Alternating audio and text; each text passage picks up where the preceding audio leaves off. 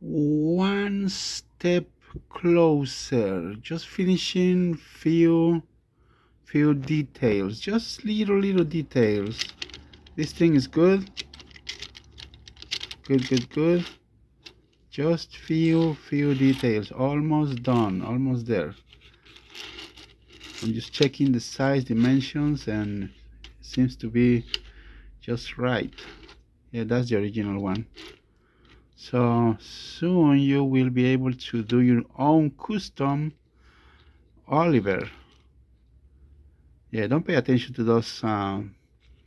It just came out of the print and it's very close for Trackmaster 1 Percy. Forget about the wheel configuration.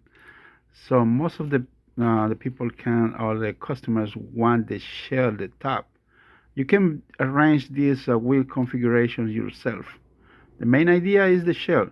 We can even print the bottom part or get it from one of these, but that's another history. But right now we are working on the shell. Doing good. Few details.